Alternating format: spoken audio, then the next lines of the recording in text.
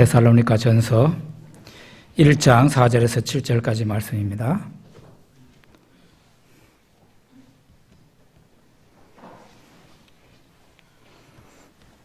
천천히 같이 읽어보겠습니다. 하나님의 사랑하심을 받은 형제들아, 너희를 택하심을 아노라. 이는 우리 복음이 너희에게 말로만 이른 것이 아니라 또한 능력과 성령과 큰 확신으로 된 것임이라.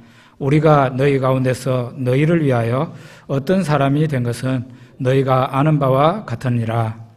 또 너희는 많은 환난 가운데서 성령의 기쁨으로 말씀을 받아 우리와 주를 본받은 자가 되었으니, 그러므로 너희가 마게도냐와 아가야에 있는 모든 믿는 자의 본이 되었느니라. 아멘. 데살로니가 전서까지 왔네요. 제가 성경 권별 설교를 시작한 게 작년 3월 달이었던 것 같은데 한 1년 반 정도 흘러와서 이제 종반전으로 향하고 있습니다. 제 설교를 잘 들어주셔서 감사합니다. 꽁보리밥 같고 현미밥 같은 정말 소화시키기 쉽지 않은 설교를 잘 들어주시고 우리 교회 성도로 끝까지 남아주시고 이렇게 해주시는 건 너무 감사합니다. 소원은 그래도 있는데요. 저도 다른 아주 설교 잘하는 목사님들처럼 재미도 있고 또 웃음도 있고 그런 흥미진진한 설교를 하고 싶은 마음은 항상 있는데 그렇게 되려면 실력이 아주 좋아야 되고요. 제가 좀 모자라는 것 같아요. 여기 데살로니가 전서에 보면은 항상 기뻐하라, 쉬지 말고 기도하라, 범사에 감사하라. 이것이 그리스도 예수 안에서 너희를 향하신 하나님의 뜻이니라. 이런 말씀이 나오는데 데살로니가 전서에 나오는 말씀입니다. 바울 일행은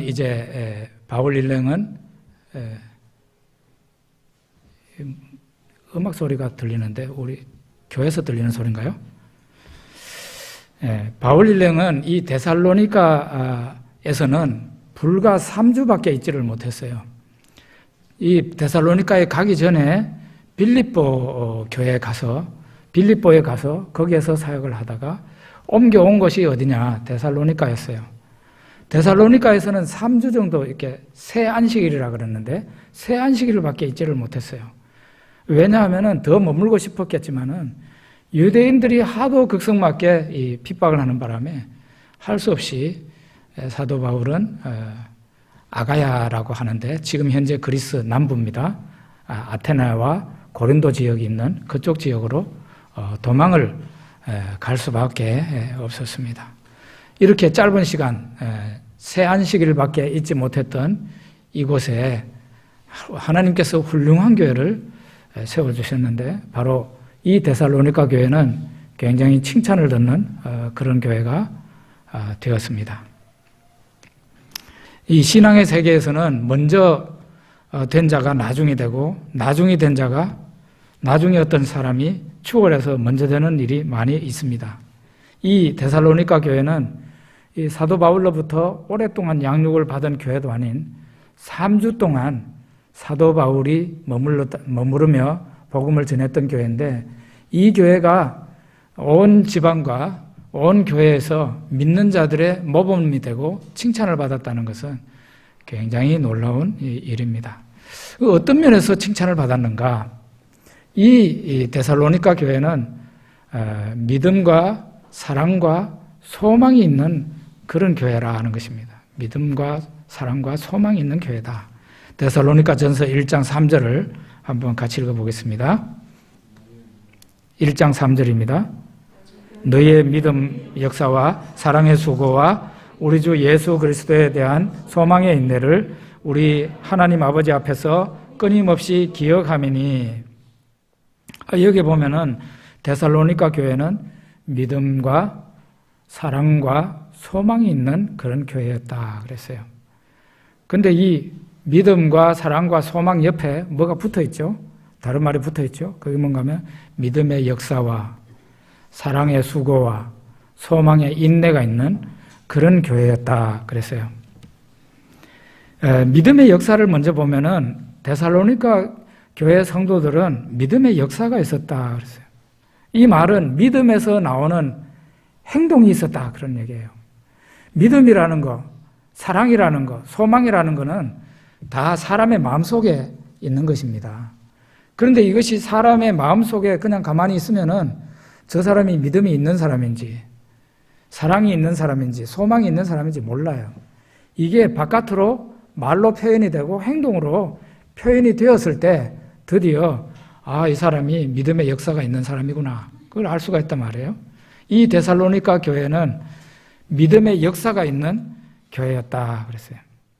아브라함이 바로 믿음의 역사가 있는 사람이었는데요. 나이 75세 때 하나님이 너는 너의 본토 친척 아비 집을 떠나서 내가 너에게 지셔야 하는 땅으로 가라. 하나님께서 이 아브라함에게 사실은 목표 지점도 가르쳐 주지 않았어요. 가는 곳이 가나안 땅이라는 것도 미리 말해주지 않았습니다. 그냥 떠나라고 그랬어요. 그런데 믿음의 역사가 있었던 이 아브라함은 하나님을 믿었기 때문에 갈 바를 알지 못하고 그는 출발을 했고 마침내 하나님이 그를 인도하셔서, 믿음 있는 그를 인도하셔서 가나안 땅에 도착하게 하셨던 겁니다. 믿음의 역사가 굉장히 중요합니다. 사랑의 수고, 이 사랑의 수고가 또 데살로니가 교회 교인들에게 있었어요. 사도행전 9장에 보면은 베드로가 요빠에 내려가는데 그 요빠에 다비다라고 하는 귀한 여제자가 있었는데 그 여제자가 병들어 그만 죽었습니다. 사람들이 이 다비다의 시신을 씻어서 다락에다가 이렇게 눕혀놨어요. 그때 베드로가 도착을 한 겁니다. 이 다비다는 어떤 사람이었는가? 선행과 구제하는 일이 심히 많았다 그랬어요. 선행과 구제하는 일이 많았다 해도 놀랄 텐데 선행과 구제하는 일이 심히 많았다. 심히 많았다. 과부들이 울면서, 이 사람에게 도움을 받았던 과부들이 울면서 베드로 곁에 와가지고 이게 이 다비다가 우리를 위해서 지어준 옷입니다 하면서 속옷하고 겉옷을 다 보여줬어요. 그것을 보고 베드로가 그 다비다에게 명령을 합니다. 다비다야 일어나라. 이렇게 하니까 이 다비다가 일어나서 베드로 곁에 앉게 되었다. 그런 얘기가 사도행전 9장에 나옵니다. 다비다는 말하자면 사랑의 수고가 있었던 사람이에요. 사랑하는 마음이 있다는 것은 누구나 다 압니다. 사랑이 마음에 있을 때는 아주 감춰져 있기 때문에 저 사람이 사랑하는지 사랑하지 않는지 다 모르죠. 그런데 이 사랑이 바깥으로 나올 때 드디어 그 사람이 사랑이 있는 사람이라는 게 증명이 되는데 하나님 우리들에게 이런 것을 요구합니다. 그 다음에 이 데살로니가 교회는 소망의 인내가 있는 교회였는데요. 말하자면 이 소망은 다른 소망이 아니라 예수님 어서 오세요 하는 그 소망이었습니다. 재림에 대한 소망이 이 데살로니가 교회에 있었습니다. 재림의 날 여러분은 기다리십니까? 성경에서 말하는 정상적인 신앙인, 정상적인 믿음이 좋은 신앙인 말고요. 믿음이 좋은 신앙인 말고 정상적인 신앙인, 정상적인 신앙인은 예수님의 재림을 기다리는 신자입니다. 우리는 다른 사람을 몰라도 내 마음은 압니다. 내가 예수님의 재림을 기다리고 있는지 그걸 압니다. 주기도문을 할 때 나라의 임하옵시며 이게 예수님 재림을 기다리는 그 기도거든요. 예수님 어서 와주세요 하는 기도인데 정말 마음을 실어서 기도하고 있는지 중요하단 말이에요. 제가 중국 남쪽에서 선교활동할 때 한 번은 강의를 하는데 제가 예수님 재림에 대한 강의를 하게 됐어요. 여러분 예수님 빨리 오시기를 원합니까? 그랬더니 사천성에서 온 묘족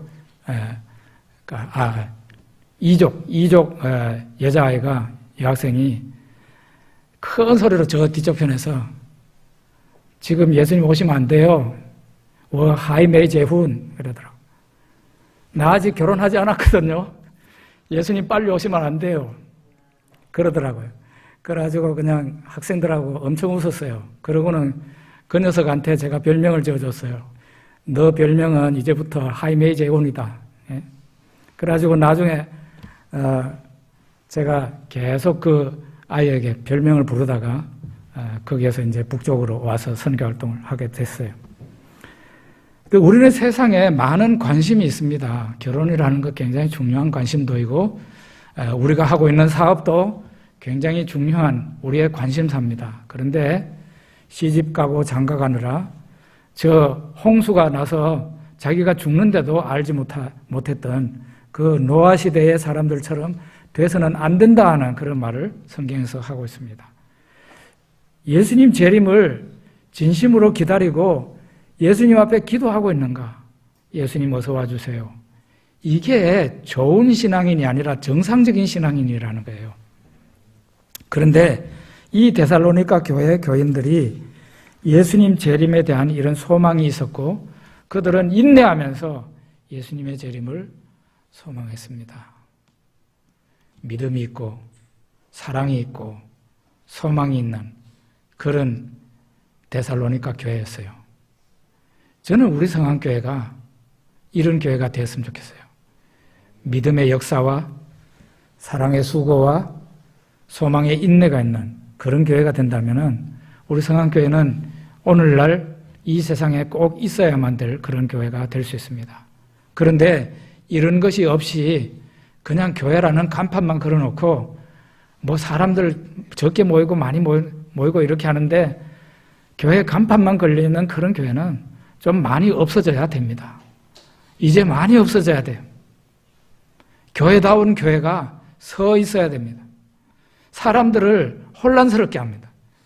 교회인 줄 알고 찾아갔는데 진짜 예수님의 향기가 별로 없는 그런 교회일 때 얼마나 실망스러우냐.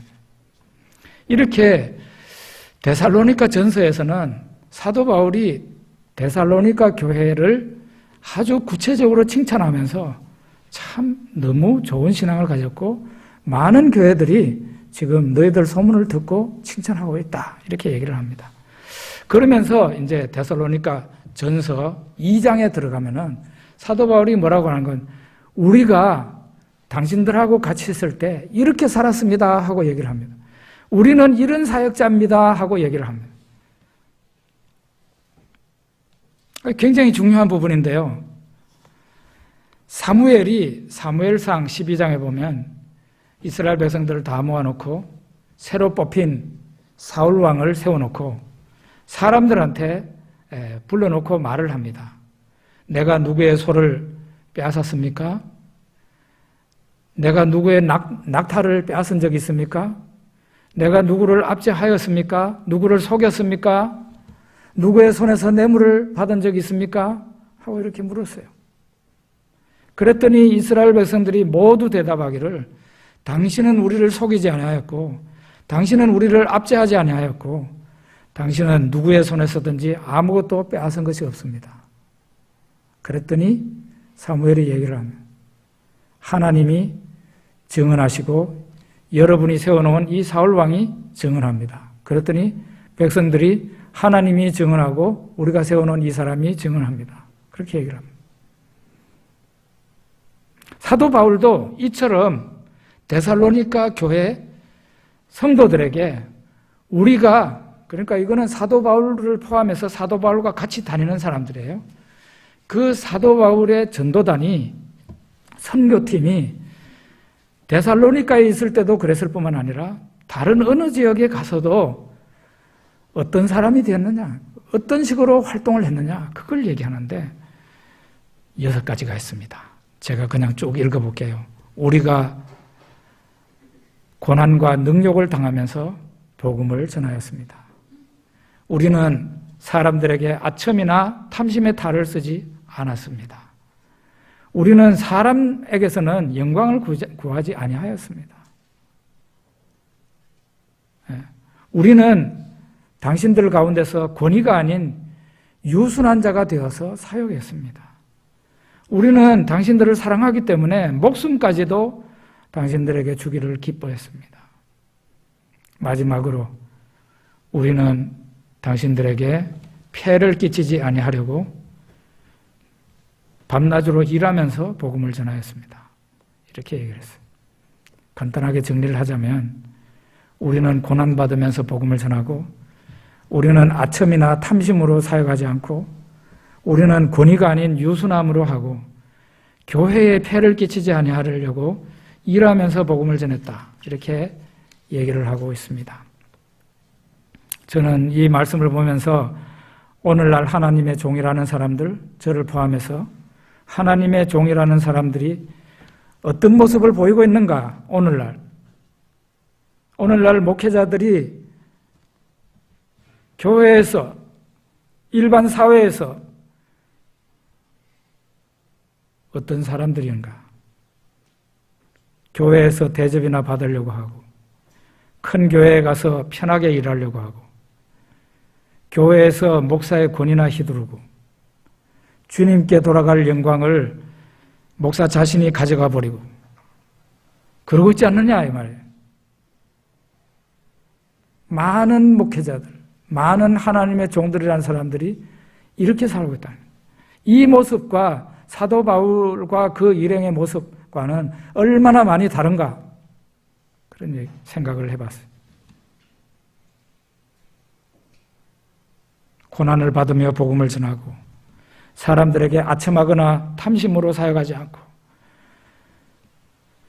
권위를 휘두르는 게 아니라 유순함으로, 유모가 자기 아기를 키운 것 같이 했다고 그러고, 교회에 폐를 끼치지 않으려고 일하면서 복음을 전하고, 정말 오직 하나님을 위해서만, 성도를 위해서만 자기 자신을 불태우는 그런 하나님의 종다운 모습을 우리가 볼 수 있고, 이 데살로니가 전서 2장이야말로 정말 하나님의 종들이라는 사람들은 계속 읽어야 될 그런 말씀이다, 그런 생각이 들었습니다. 저는 목사로서 받아들였는데, 여러분들은 혹시 이 말씀을 여러분에게 어떻게 적용할 수 있는지 고민해 보시기 바랍니다. 우리가 당신들과 같이 있을 때 이렇게 살았습니다 하는 것을 얘기하고 난 뒤에, 그 다음에 사도 바울은 데살로니가전서 4장에서 하나님의 뜻대로 살아가십시오, 하나님의 뜻대로 살아가십시오 하고 얘기를 하고 있습니다. 이 부분은 데살로니가전서 4장 3절에서 7절까지인데요. 제가 여러분과 같이 읽는데 개역 개정판이 아니라 현대인의 성경으로 한번 3절부터 7절까지 읽어보겠습니다. 네, 같이 읽어봅시다. 하나님의 뜻은 여러분이 거룩하게 사는 것입니다. 그러므로 여러분은 음란한 짓을 버리고 깨끗하고 존경하는 마음으로 부부 생활을 하십시오. 하나님을 모르는 이방인들처럼 세욕에 빠지지 말고 남의 아내를 가로채지 마십시오. 우리가 전에 여러분에게 말하고 경고한 대로 주님께서는 이런 짓을 하는 사람에게 무서운 벌을 내리실 것입니다. 하나님은 우리를 더럽게 살라고 부르신 것이 아니라 거룩하게 살라고 부르셨습니다.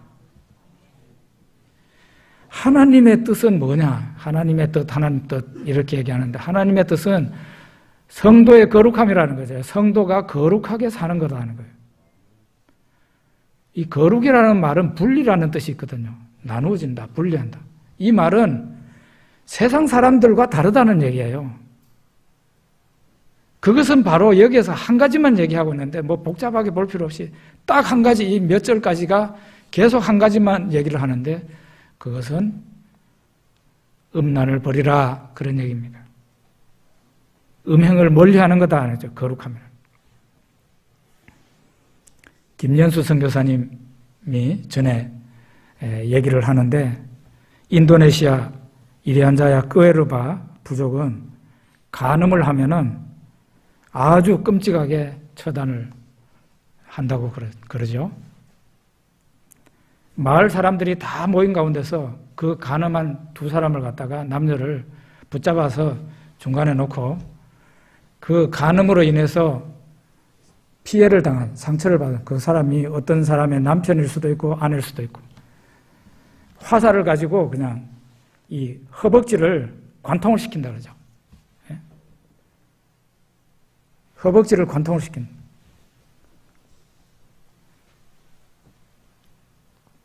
제가 그 말을 듣고 나는데 너무 끔찍해가지고, 야, 그러면은 그 사람, 화살이 관통된 그 사람은 얼마나 아플까? 집에 가가지고 잠도 못 자겠네. 그랬더니 밤새도록 막 그 신음하는 소리가 온 동네에 들린대요. 그것도 혼자만 아니고 두 사람이죠.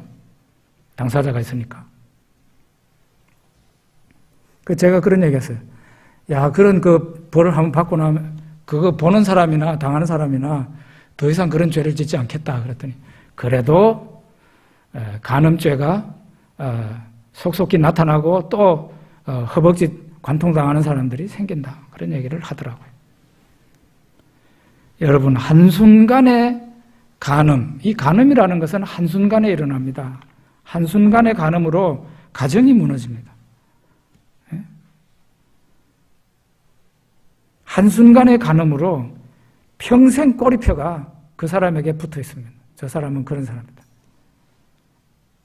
그리고 그 사람은 영광스러운 천사였다가 날개 꺾인 형편없는 천사가 되고 맙니다. 심지어는 이 간음은 믿음이 아주 좋은 사람도 저지를 수 있습니다. 믿음이 좋은 사람이 어느 날 갑자기 미친 짓을 합니다. 그게 바로 다윗이었습니다. 다윗은 초신자가 아닙니다. 신앙이 없는 사람이 아닙니다. 그 사람은 신앙이 아주 거의 최고봉에 달했던 그런 사람이에요. 성군이라고 그랬고 사도행전에는 선지자라고 그랬어요. 그런데 그 원숙한 신앙을 가지고 있었던 그 다윗이 한 짓을 보십시오. 그래서 여러분과 저는 죽을 때까지는 안심하지 못합니다. 죽기 전까지는.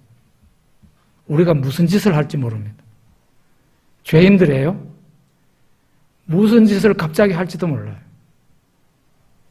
신앙이 좋은 사람도 갑자기 미친 짓 한다는 거죠.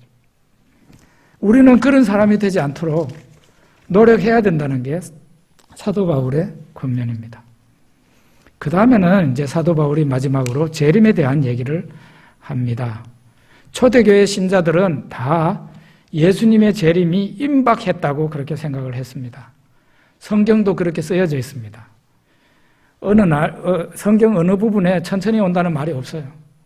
예수님의 재림은 임박했다. 요한계시록 22장까지 임박한 예수님의 재림을 얘기합니다. 그런데 지금 2000년가량이 지났는데 지금도 우리는 임박한 재림을 믿고 있어야 정상이에요. 초대교회로 한번 생각을 해봅시다. 돌아가 봅시다.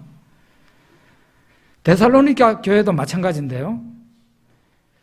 임박한 예수님의 재림을 믿었는데 예수님의 재림이 임박했다고 믿었는데 믿는 성도들이 한 사람 한 사람 세상을 떠나는 거예요. 죽는 거예요.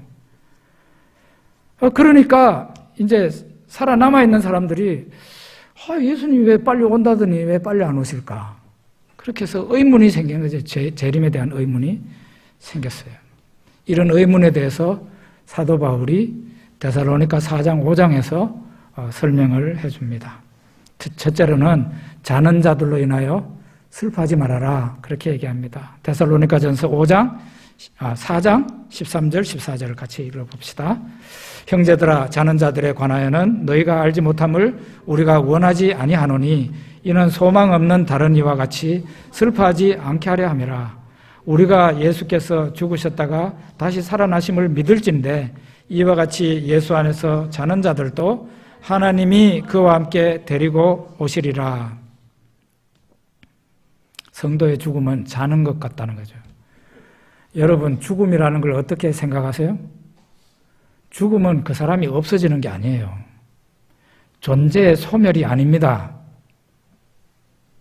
사람들이 어떤 사람, 부모님이 죽거나 내가 아는 사람이 죽으면은 이 세상에서는 그 사람이 없어지잖아요. 무덤에 들어가고. 그럼 그 사람이 없어지는 걸로 생각해요. 마치 지우개로 글자를 지워버리는 것처럼 사람이 없어지는 걸로 생각하는데 절대 그렇지 않습니다. 사람의 죽음은 영혼과 육체의 분리예요. 영혼이 육체에서 빠져나오는 게 사람의 죽음이에요. 육체는 흙으로 이루어져 있었기 때문에 흙으로 돌아갑니다. 그러나 영혼은 살아있습니다. 존재가 없어지는 게 아닙니다. 네. 없어지지 않아요. 자는 것하고 같아요. 자는 것하고. 언젠가는 일어납니다. 언제 일어나느냐? 예수님 다시 오실 때 일어나거라 하면은 믿는 자들이 다 일어나고, 그 다음에 안 믿는 자들도 성경에서는 일어난다 그랬어요. 안 믿는 사람들도. 이야, 안 믿는 사람들도 다시 살아나니까 너무 좋겠네. 그렇지 않습니다. 이게 살아나서 어디를 가느냐가 문제예요. 믿는 사람들은 살아나서 저 예수님과 함께 천국에 들어가고, 믿지 않는 사람들은 살아나서 최종 심판 장소 지옥으로 들어갑니다. 그때 사탄도 같이 그 지옥불에 들어간다고 그랬어요. 죽음은 자는 것하고 같은 거예요. 언젠가는 일어나요. 예수님 재림하실 때 죽은 성도들이 예수님 말씀에 의해서, 주의 말씀에 의해서 다시 살아나요. 그리고 예수님이 그 사람을 데리고 온다 그랬어요. 그래서 성도는 소망이 있는 자입니다. 소망이 있습니다. 그래서 예수를 믿고 어떤 분이 돌아가시는 것을 봤는데, 부모님이 그럴 수도 있고 누가 예수님을 믿고 돌아가셨다면 너무 슬퍼하지는 마라. 슬프겠지만 안타깝겠지만 너무 슬퍼하지는 마라. 그 사람이 하나님 품에 안겨 있고 구원받은 사람인데 언젠가는 영광스러운 부활로 나타날 텐데, 그것을 믿는다면 너무 슬퍼하지는 말아야 된다. 그래서 신자들은 찬송가를 부르죠. 심지어 장례식에 기쁜 찬송가도 부를 수도 있습니다.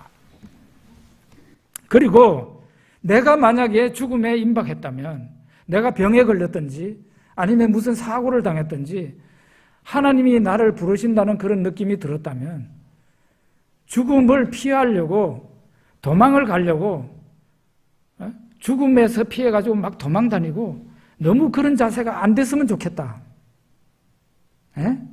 너무 그런 자세가 안 됐으면 좋겠다.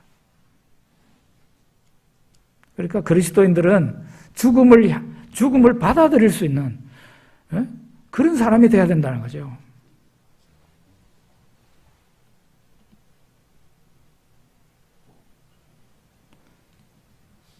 이제 그 다음에는 재림에 관해서 얘기를 하는데, 예수님을 공중에서, 예수님 재림하실 때 우리 믿는 사람들이 저 공중으로 이끌러 올라가서 예수님을 공중에서 만난다 그랬어요. 데살로니가전서 4장 16절 17절 잘 아는 말씀인데 같이 읽어봅시다. 주께서 호령과 천사장의 소리와 하나님의 나팔 소리로 친히 하늘로부터 강림하시리니, 그리스도 안에서 죽은 자들이 먼저 일어나고 그 후에 우리 살아남은 자들도 그들과 함께 구름 속으로 끌어올려 공중에서 주를 영접하게 하시리니, 그리하여 우리가 항상 주와 함께 있으리라. 예수님 재림하실 때 어디서 만나냐? 공중에서 만난다는 거예요. 이 본문을 예수님의 공중 재림과 휴거로 해석을 하는 분들이 있습니다. 여러분 잘 아시죠? 그런 영화도 나오고 그런 책도 나와서 굉장히 흥미진진하게 그렇게 보기도 합니다. 이 본문을 갖다가 예수님의 공중 재림과 휴거로 그렇게 해석하는 사람들이 많아요. 우리나라의 목사님들 가운데 약 70%가 이 본문을 그렇게 해석할 겁니다. 우리나라의 성도들 가운데, 신자들 가운데는 약 80%가 이 본문을 공중 재림과 휴거로 그렇게 해석을 할 겁니다. 한 가지만 말씀드린다면, 예수님의 공중 재림, 휴거, 이 말이 나온 게 불과 200년도 안 되었습니다. 그 이전에는 예수님의 교회에 이런 말이 하나도 없었다 이 말이에요. 이 본문을 가지고 그렇게 해석을 안 했다 이 말입니다. 약 200년 전에 답이라는 사람하고 스코필드라는 사람이 나타나서 책을 쓰면서 그 사람들의 사상이 세상에 전파가 된 거예요. 여러분들은 오랫동안 예수님 시대부터 사도시대 때부터 있어온 그 해석을 믿겠습니까? 아니면 200년 전에 갑자기 나타난 어떤 새로운 성경 해석을 믿겠습니까? 예? 어떤 걸 믿을래요? 신앙도 정통이 있는데 이거는 정통신앙이 아니에요. 포항 시내에도 많은 교회가 있겠지만 아마 모르긴 몰라도 목사님들의 70%는 그런 식으로 해석을 할 겁니다. 정통신앙, 정통해석이 아니다 이 말이죠. 예수님의 재림을 이 사람들은 두 번이라고 주장을 해요. 두 번. 한 번은 공중재림, 한 번은 지상재림. 공중재림이 있을 때 성도들이 끌려 올라가가지고 예수님과 함께 7년 동안 있다가 혼인잔치를 하고 내려온다. 그렇게 주장을 합니다. 다시 말하자면은 1800년대에 일어난 새로운 성경 해석이고 새로운 주장이다. 예수님의 재림에 대한. 이전에는 공중재림이고 휴거고 뭐 이런 말이 없었다 이 말이에요. 그런데 이와 같은 해석을 가지고 뭐 그냥 흥미진진하게 설교합니다. 그러면 엄청 재밌습니다. 예?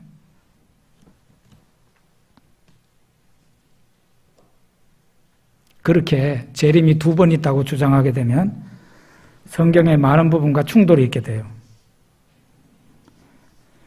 오늘 이 본문은 그러면 어떻게 보느냐? 예수님 재림 때에 예수님이 이제 저 하늘로부터 오시면 자는 자들이 먼저 일어난다 그랬어요. 이거는 죽은 사람들을 얘기해요. 예수님 믿다가 죽은 사람들, 그 사람들이 먼저 부활한다는 거죠. 그래서 부활체를 입죠. 그리고는 끌려 올라가요. 공중으로 끌려 올라간다.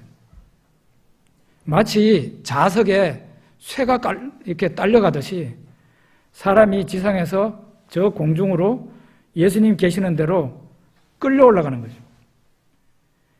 사도행전 1장에 보면 예수님이 승천하실 때 그냥 뭐 하늘나라에 걸어서 올라가셨나? 아니면 이렇게 하면서 올라가셨나? 그런 게 아니에요. 하늘에서 들려 올라가셨어요. 하늘에서 그 예수님을 들어 올라가셨어요. 이와 같은 방식으로 신자들이 예수님을 만나게 됩니다. 먼저 자는 자들이 먼저 일어나서 올라가고, 그 다음에는 그때 살아남은 사람, 예수를 믿지만 살아있는 사람들이 있어요. 그 사람들은 죽음을 보지 않고 바로 부활체로 바뀝니다. 부활한 몸으로 바뀌어요. 그리고는 이 사람들도 마치 자석이 쇠붙이를 이렇게 당기듯이 그 예수님에게로 이끌려 올라가는 거죠. 이렇게 해서 공중에서 예수님을 만나게 되는데, 말하자면 예수님을 마중 나가는 겁니다. 거기에서 예수님 만나서 그럼 뭐 하는 7년 동안 잔치? 그게 아니에요. 바로 지상에 내려옵니다. 내려와서 그때부터 이 지상에 누구가 있겠어요? 믿는 사람은 없어요. 이 지상에는. 죽은 사람들도 다 살아나요. 그래서 심판이 이루어지는 겁니다. 그 심판을 예수님과 함께 믿는 신자가 심판을 함께 하는 것이죠. 이 본문은 그렇게 해석을 합니다.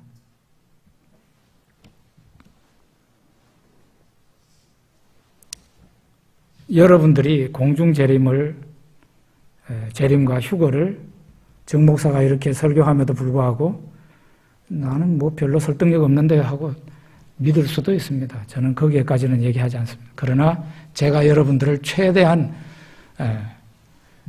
그게 아니라는 것을 얘기를 했어요. 200년 전에 일어난 신흥, 새롭게 일어난 성경 해석에 그냥 온 나라에 있는 목사들과 신학자들, 성도들이 다 끌려다니는 그 안타까운 모습을 보고 이건 아니다는 생각이에요. 우리 교회 옛날에 다니던 신자들이 지금 다른 교회 가가지고 이런 설교를 들을 걸 생각하니까 너무 가슴이 아파요. 너무 가슴이 아파. 정통 신앙과 정통 성경 해석을 추구하는 그런 목사가 되고 그런 성도가 되어야 되지 않겠습니까? 그리고 예수님의 재림은 갑자기 온다. 데살로니가 전서 5장 3절과 4절 같이 읽어보겠습니다. 그들이 평안하다 안전하다 할 그때에 임신한 여자에게 해상의 고통이 이름과 같이 멸망이 갑자기 그들에게 이르리니 결코 피하지 못하리라. 형제들아 너희는 어두움에 있지 아니하며 그날이 도둑같이 너희에게 임하지 못하리라. 예수님의 재림은 도둑같이 임한다 그랬어요. 도둑이 들어갈 집에 미리 내가 아무 날 아무 시에 갈 테니까 금반지하고 보물하고 잘 꺼내놓고 준비하세요. 그렇게 말하는 도둑이 있습니까? 없습니다. 예. 우리 옛날에 저하고 제 아내 살고 있는 신혼집에 단칸방에도 도둑이 와서 우리도 모르는 사이에 도둑이 와서 집사람 반지하고 뭐 여러 가지를 훔쳐가지고 갔더라고요. 예고가 없어요. 예고가. 예수님의 재림은 예고되지 않습니다. 예수님이 아무 때에 온다 하고 얘기하는 사람들이 다 그 사람들 거짓말쟁이에요. 성경에 뭐라고 해요? 이런 사람이 있을까 봐 성경에 천사들도 모르고 아들도 모르고 아버지만 아신다. 심지어는 예수님이 자기도 모른다 그랬어요. 이 정도면은 알려고 하면 안 된다는 그런 얘기예요. 그 대신에 우리가 준비하는 것은 뭡니까? 도둑이 언제 오더라도 들어오지 못하게끔 잘 준비하고 있으면 되는 거예요. 예수님이 언제 오시든 관계없이 나는 예수님 만날 수 있다 이렇게 돼 있으면 돼요. 예를 들면 오늘 저녁에 자다가 오실 수 있다. 그건 뭐 상관없죠. 내가 예수님 분명히 인격적으로 예수님 모시고 하나님 자녀가 됐는데 내가 날마다 하나님과 기도하고 하나님과 손 붙잡고 살아가고 있는데 예수님이 오늘 저녁에 오신들 무슨 관계가 있으며 1년 후에 오신들 무슨 관계가 있습니까? 신자들에게는 도둑같이 예수님이 오시는 게 아니다. 왜냐하면 신자들은 깨어 있으니까요. 어두움 가운데 있지 않으니까요. 항상 하나님과 교제하고 하나님과 대화하고 하나님과 손 붙잡고 살아가고 있는데 도둑같이 그게 아니라는 거죠. 언제 오시든지 상관이 없어요. 데살로니가 교회는 이 종말에 대한 그런 두려움이 있었는데 바로 이런 두려움 문제, 의문의 문제를 사도 바울이 싹 해결을 해 주었습니다. 그리고 사도 바울이 말을 합니다. 항상 기뻐하라. 쉬지 말고 기도하라. 범사에 감사하라. 이렇게 하면서 이 데살로니가 교회에 편지를 마치는 겁니다. 데살로니가 전서를 읽으면서 참 보물과 같은 그런 성경이구나 그런 생각이 들었어요. 교회들이 이름을 붙일 때 요즘 심지어는 굉장히 긴 그런 교회 이름도 붙이기도 했고 그러더라고요. 근데 데살로니가 교회라는 이름 붙인 교회는 내가 못 봤어요. 그런데 이 데살로니가는 진짜 우리가 모범을 삼을 수 있을 만한 그런 교회가 아닌가. 우리 교회가 참 이 교회를 닮았으면 좋겠다. 그런 생각이 들었습니다. 그렇죠? 예, 기도하겠습니다. 하나님 아버지